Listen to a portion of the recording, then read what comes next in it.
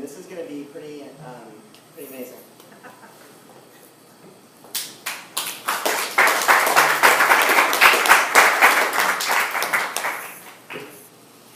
No tambourines were hurt in this story. It's called Bukowski. It happened on Thursday. I dragged my fat old ass into my writing class after about a year of not writing. The class was still being held in that square room with yellow walls and the wallpaper bookshelves. I got there early to get settled in. If I can, I always pick the red straight-back chair so I can get out easily.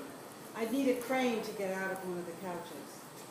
They all showed up, an assembly of the usual suspects, mostly good-looking younger people, peppered by older ones who've been in the business for a while, and a few outlanders like me. They're all mostly actors who love words. They're dressed hip, smart, casual, with a bohemian accent, as only the folks from the City of the Angels can do. All of them good-looking and even younger than me.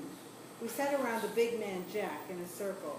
A circle in that room with Jack is Jack at the almost center. What I didn't get are the people who sit behind him, the ones content to listen to his words, not see his eyes. Jessie also showed up, the big blonde reader. She swooped into the room looking for food and settled down in her bed for a snooze. I told my writing teacher what I wanted to do this time and read an unfinished, half-assed piece that I'd written. I hate standing up there naked with my boring story hanging out.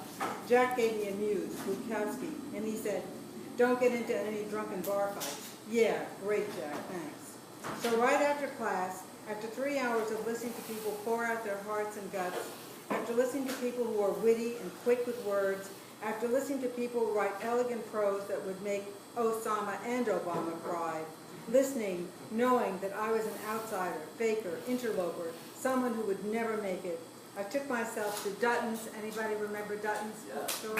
Hey, okay. Took myself to Dutton's bookstore and went to the Bukowski sections. Shit, that man wrote a ton of stuff. I bought a few books, took them home, and started to read. On Saturday, I had lunch with my son Jordan, and I told him what I was doing. He asked me what I was going to write about, and I told him East Jerusalem, that fucked up Holy Land with no dogs. He said, "No, that's not Bukowski." Then I said George Bush, the Antichrist, and Jordan said, "No, no politics. Write about Aunt Rachel." My sister Rachel was the meanest drunk I've ever known. She'd have one sip and turn into hell on earth. One tossed-up remark of hers was, "You know, Sally, I've always wondered if Dad was really your father. I think it might be Uncle Joe. I'm not ready to deal with that bitch now, even on paper." So I went home and read some more. Read about Bukowski's working and drinking and fucking. His life not quite 180 degrees from mine. I was in my living room in my favorite brown chair with my legs up and Gracie on my lap. The weather had fogged up and the room was cozy. Since I started reading Bukowski, I couldn't listen to my Baroque music anymore. Marvin, my husband, was asleep as usual. The house was quiet, really quiet. Then I felt it. I felt it coming. A little fart. I could tell it would be small and quiet. Nobody was around. Gracie wouldn't care. She might even like the smell. I let it go. It was quiet, all right, but juicy, like there was something there, something in my pants. I knew I had to get up, but I had to finish the chapter. He was about to rape a woman. I couldn't quit reading. Eventually, after another page, he did. I pushed Gracie off my lap and walked swiftly down the hall to the bathroom. Pulled down my pants and I was right. There was something there. I had shit in my pants. It was brown and watery and I thought I had lost at least 5 pounds. When you're fat, you look for any way to lose weight. Carefully, very carefully, I cleaned myself up. Washed myself all over with warm water. It felt good.